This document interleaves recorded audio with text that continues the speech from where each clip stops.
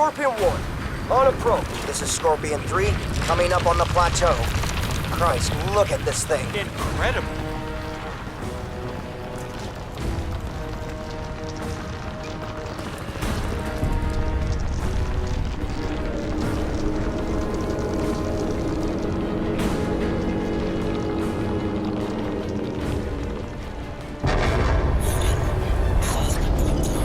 There. See that spear? That's got to be the central structure. Get us as close as you can. Alcatraz, you need to get right into the heart of the spore regulator. Once you're in, the suit should take care of the rest. This is gonna work. You'd rather take your chances with the nuke? This is the only shot we have.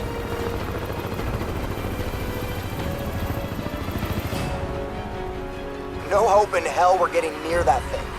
Ground's too unstable to land. Atmospherics are reading off the chart. You want out? This is as close as we get. All right, Scorpion 3, drop him off. Alcatraz, we'll shadow you as far as we can. Good luck, pal. Better you than me.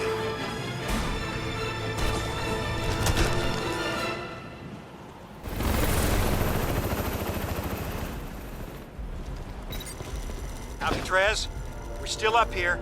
I got the suit feed up and running. I'll give you as much technical support as I can, but I'm playing catch-up myself. For now, just work your way up the spear. Right on your shoulder, man. Alright. Well, now we gotta save Central Park, Manhattan, and the rest of the world. Welcome back, everyone, to the final mission of Crysis 2. I'm sorry, you might hear some noise in the background. That's a tree trimming service. We lost a lot of trees in a ice and windstorm recently. Oh, man. Look at the calving on this thing. Alcatraz, listen. All this bedrock is just hanging off the lithosship structure. It's completely unstable. Could go at any time. You gotta watch for stress fracturing. Alright, we just got our first collectible of the mission. What is he talking about? Stress fracturing, calving, lithosphere? Is Gould a frickin' geologist as well? I guess he must be one of those omnidisciplinary scientists, you know, that know everything about everything. There, see what I mean? I think he knows, Gould. He got his PhD in being the world's expert on experting good, I guess.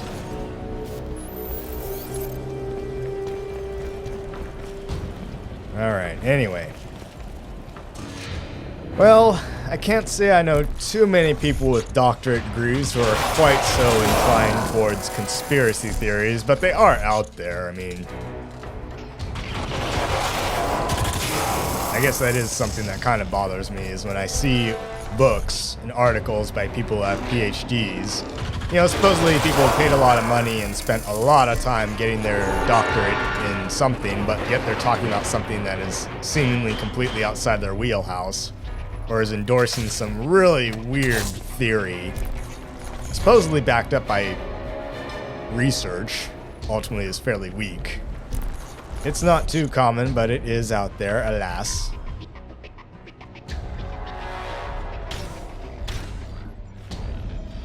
Alright, well, we got lots of tactical options available here. We have C4 rockets, lots of ammo caches right here. I'm simply tagging all the bad dudes here, some very bad dudes. I'm gonna collect the explosives and the ammo and the rockets.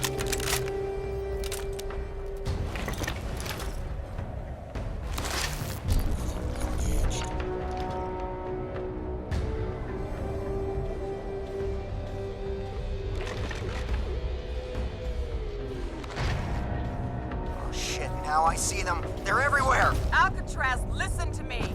Barclay's expeditionary guys got into the park yesterday before they were driven back. And Cell had an evac base here as well. Look for ammo caches. You're gonna need all the firepower you can get. Yes, I agree. I found the ammo caches, but I'm not using them right here in this amphitheater. No, rather, I'm sneaking by these guys. There is no need to fight these guys. Just get by them. Otherwise, it's going to be a long, drawn-out firefight. Notice how in these last couple missions, I'm simply taking the sneaky route, you might say. Discretion's the better part of valor and all that.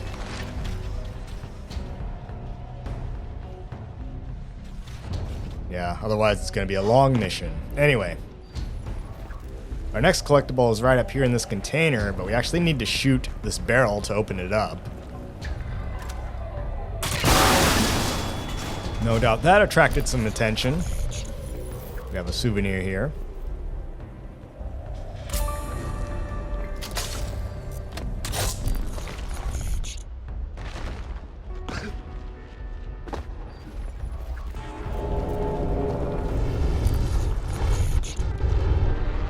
Listen, Alcatraz, we don't have much time.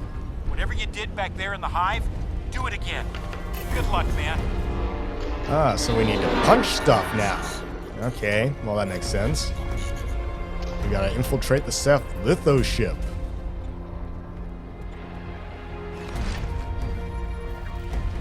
Alright, we're passing through another cell checkpoint here, and we have our last collectible. As soon as I tag these guys, we'll snag it.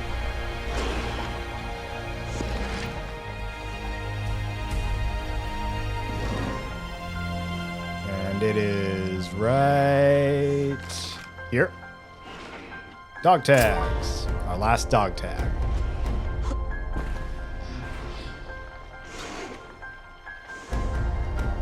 Alright, I'm just gonna sneak by these guys as well.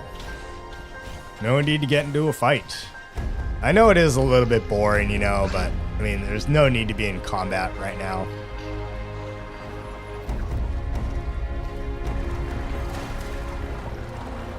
So we gotta punch 3 of these conduits or whatever, and then we'll be good. I might have to fight these guys off though.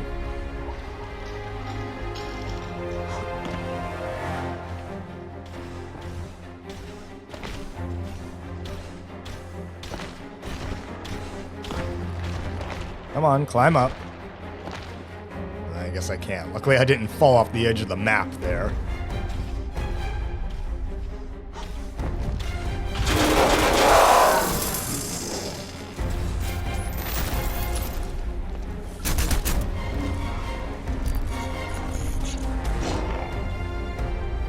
Alright, let's punch stuff. Punchy time.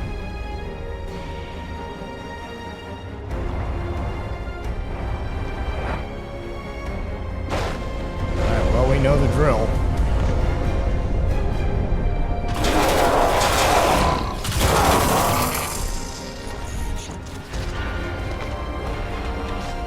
Alright, let's head back through this pipe here.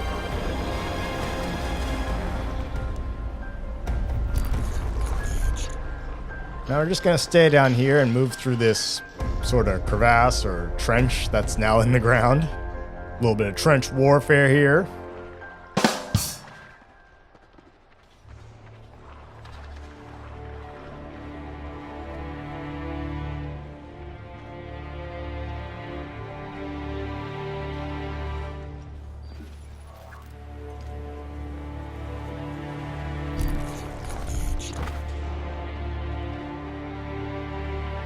Alright, Spore Vein number 2 is right up here. His name, number 2.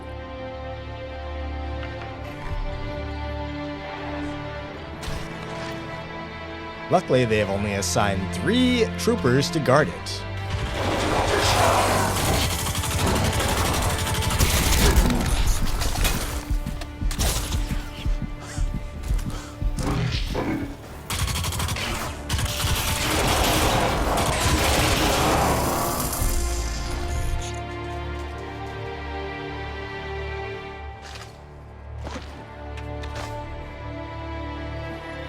Punchy time.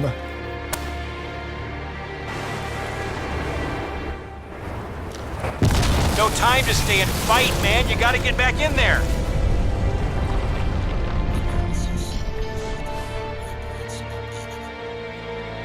Alright, we have one more Spore Vein to punch in the face.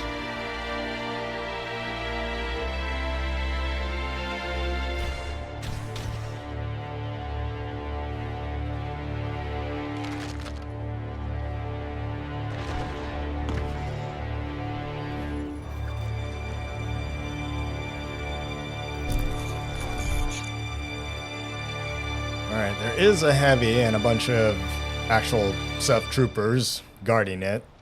What I'm gonna do is just chuck a bunch of grenades here. See if I can distract these guys and draw them over this way. And then I'll just sneak on past them and get that last spore vein. Over here. Pay attention to me. After all, I am the main character in this game.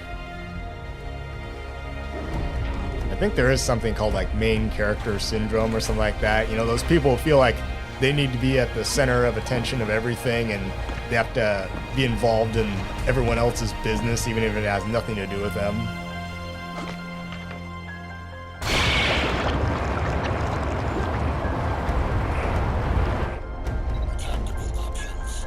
It's the lake, man. There's no other way through.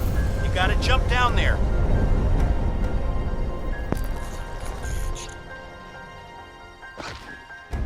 Alright, well, it's the lake, man. We have to head in through this, find out what these tentacles are. They're actually hollow inside. Presumably used to, you know... But make sure you tool up before you... Okay, yes. Presumably used to transport the spore dispersal stuff or whatever. Again, it is a bioweapon. I'm gonna activate Cloak Tracker here. We might need it, just saying.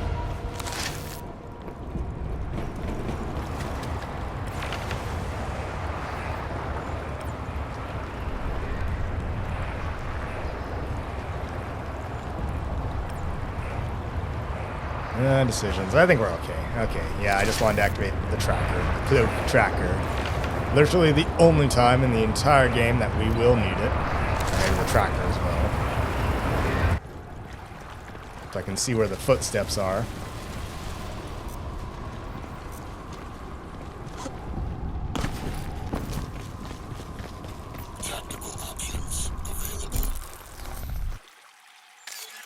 They're cloaking, Alcatraz. They're right on you. They're right on you. Alright, let's tag these 4 guys. Here we have our one and only boss battle, you might say, with the Ceph Elite Guardians. This is the only time we actually need the cloaking tracker. They're the only enemies in the game that use this technology, and these guys essentially constitute the only boss fight of the entire game. And yes, you do need to kill them in order to advance. You can sneak past them, but you're not going to get inside the cell ship there, because it's closed off, as you see. Luckily, there's a convenient bottleneck right here, so we can just lure them in here, and then zap them with the microwave gun, and cable, and all that. And while you cannot directly see them, the cloak tracker gives them this kind of shimmering green glow to them. Have some C4.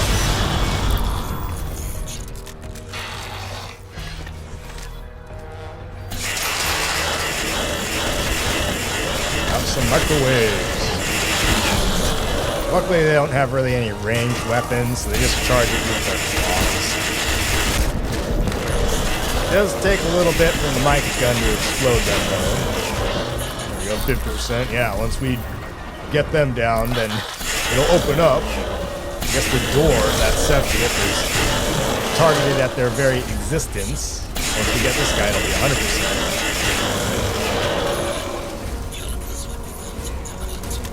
What is a cataclysmic event? The door's open now. The Stratcom order just went through. Oh my God, you're gonna do it! Alcatraz, you are out of time! Go, go!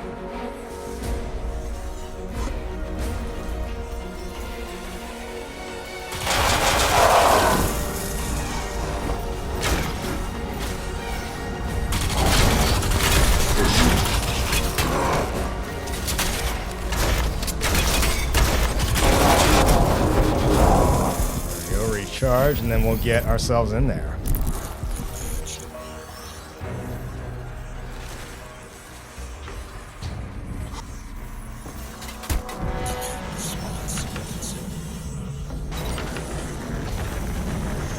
Listen, Alcatraz, the spore is reactive. It's a protective system.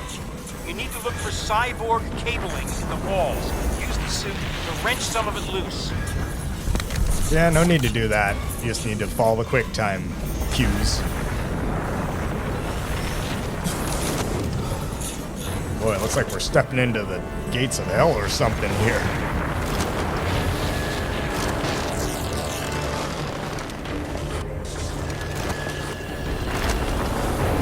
Gotta crawl, man. Gotta move forward to crawl. That's usually what happens. As opposed to moving backwards to crawl. Alright, now jump into oblivion.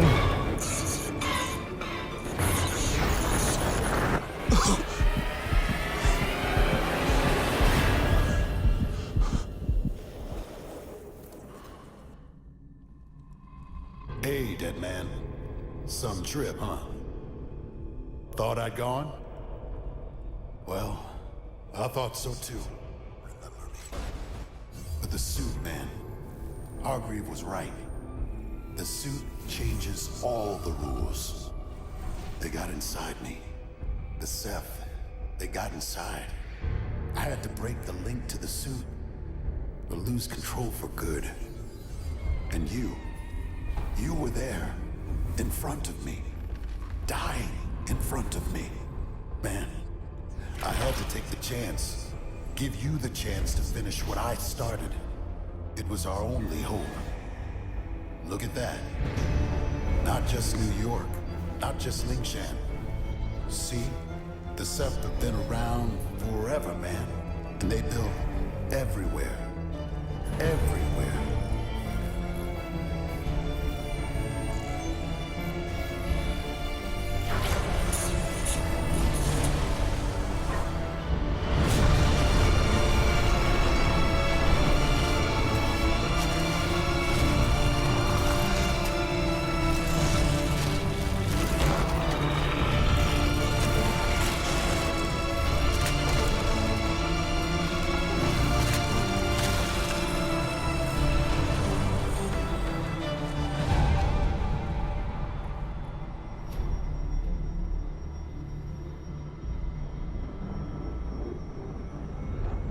Okay, well, what if the spore doesn't reach certain places? Does it propagate literally every single inch and crevasse of the city, including underground? What, there's Ceph down there as well. What if it doesn't reach them? But anyway, hooray, hurrah, the city is saved! Until the next disaster tries to attack New York, of course.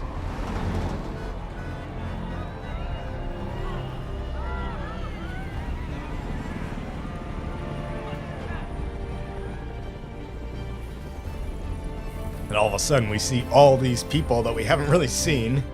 We won here today. But this thing isn't even close to over. You and me, Marine, we don't get to die just yet. We gotta go back. Back where we're needed.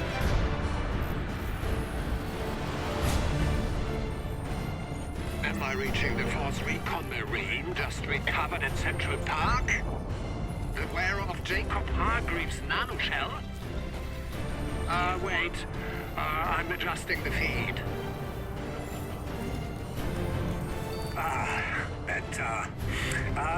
Allow me to introduce myself.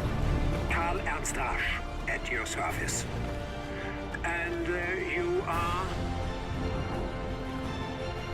They call me Prophet.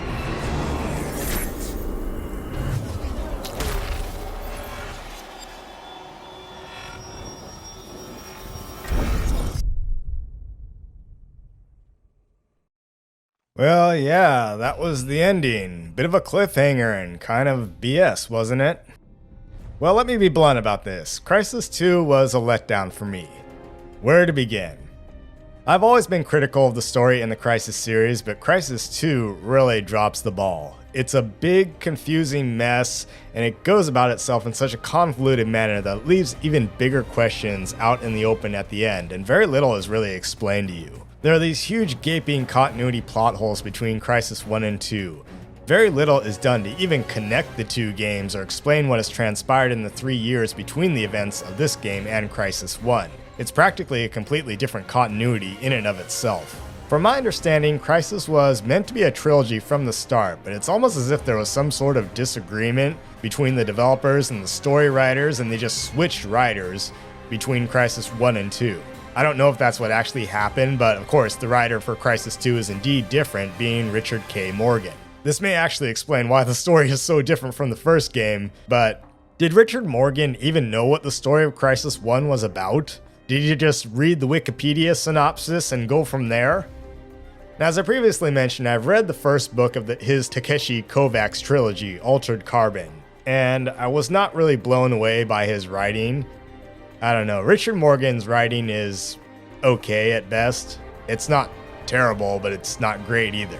Apparently, the explanation for the disappearance of Nomad, Helena Rosenthal, and Psycho is explained in the series of comic books that connect the two games, although I've never read them myself, nor have I met anyone who actually has. But why can't they just explain that in the game itself? At least humor us with a cutscene of some dialogue or something.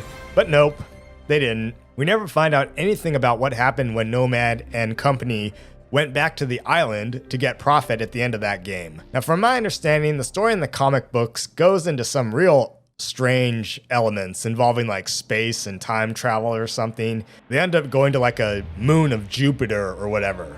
Yeah, I'll pass. I prefer Crysis back when it was a simple alien invasion story. Regrettably, the aliens, or rather the Ceph, have been reduced to the intergalactic equivalent of the Orkin Man exterminator, and humanity to that of cockroaches, based on what Hargreave has told us.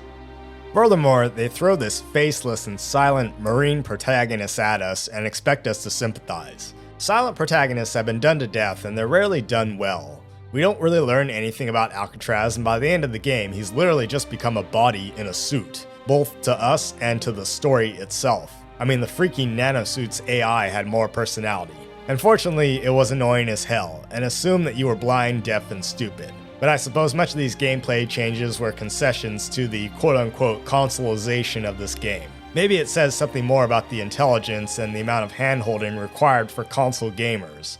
I think it would have been more interesting to simply play as Prophet, but instead, he puts a bullet in his head at the beginning of the game and we're forced to slog our way through, playing as a character that we know nothing and care nothing about. Only to come to the point at the end of the game where it implies that we've actually become Prophet, since he's, downloaded his consciousness into the suit all along. The sudden change of protagonist mid-series is really jarring and it's difficult for me to swallow.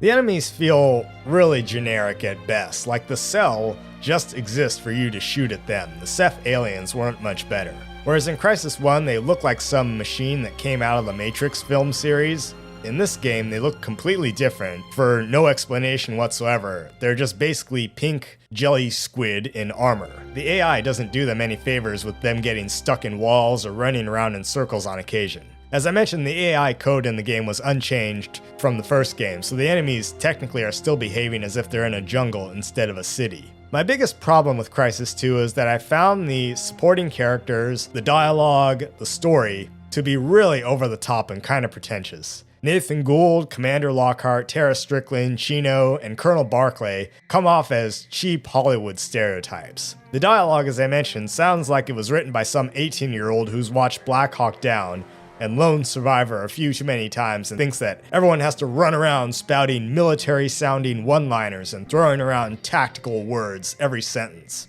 It's also evident with all the Marines because a lot of them have high and tight haircuts and act all gung-ho, and I thought I was stuck in a recruiting commercial at times. Ultimately, I think Crysis 2's story took a turn for the worse. It tries to be serious, but it comes off as silly, cartoonish, and cliched. And sadly, the story just ends up feeling really generic and utterly forgetful. Like, I literally did not remember this story when I replayed the game. It was just really forgettable. Now, as far as the gameplay goes, I will say that the controls do feel pretty good. The nanosuit upgrades were a pretty good addition, and does feel nice, but it does also feel like they nerfed some things in some areas. In terms of level design, they feel really confined as well. It's like a modern claustrophobic corridor crawler set in the city of New York. This game makes Crysis Warhead look expansive and open-ended by comparison. There were no secondary objectives or optional objectives to complete. You weren't given much in the way of alternate paths or solutions to follow in the game. It's just a very narrow and linear experience. You went from point A to point B and shot whatever got in your path. The game also felt very scripted compared to Crysis 1. Thankfully, there were not too many places in the game that had infinitely spawning enemies, but they were there, and it's such a cheap and unimaginative way to lengthen the action. Essentially, this game feels like it caters to the needs of console gaming systems and gamers themselves with no patience. It felt dumbed down and streamlined too much. What positives I can say is that the remastered version's graphics look pretty decent. They took out a lot of the annoying light bloom in the game that the original Crysis 2 had, but they did put this sort of slightly yellowish tinted filter over everything. I don't know what that's all about. I also enjoyed the weapon sound effects more in this game compared to the first Crysis game. They do sound more powerful and a little bit more of a punch to them, but that's about it. The soundtrack was also a positive, even though Hans Zimmer, as overused as he is in this day and age, or at least when this game was released, did only the main theme. That's pretty much all I can say about this game that I have that's a positive, but coming back to Crysis 2 and replaying the remastered version all these years later, my overall opinion on it has not changed much, since basically it's just a graphical and performance upgrade to allow it to run on 2020's gaming systems. In many ways, I feel that Crysis 2 is kind of the dark middle of the series. It's a bit of a chore to play through, and it's really hampered by silly characters and a very out-of-the-can story. The streamlined controls cater to console gamers, and they somewhat alienate fans of the first game. The gameplay is too restrictive, and it's such a change from the openness of the first game as well. Overall, I would have to give this game maybe a 4 or 5 out of 10. It's just really mediocre, very middle of the road in my opinion. It doesn't measure up to Crysis 1. Thankfully, I can say that we are done with this game and we can now move on to Crysis 3, which is a bit of a return to form. I will say I will have a much more enjoyable time playing that game than I did this game. And now we'll just have to see how Crysis 4 turns out whenever that comes out. Well, God help us, I guess. Alright, now let's take a look at the collectibles. We had a souvenir, of course. The last one. A walk in the park. Yep, a spire and the inside of the spire. We had some dog tags. Our last one was... It was not Cell. We had a pinger there. Not a grunt. Oh, I think it was Alcatraz, actually. Yep, of course. The main person we have no connection to.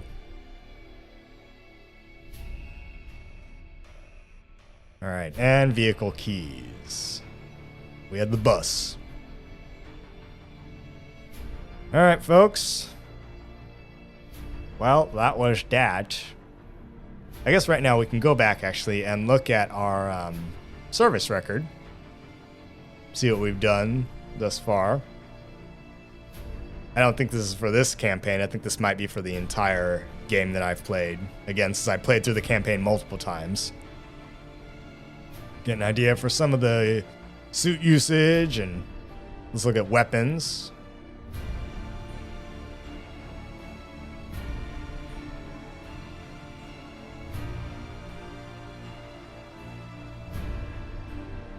Alright.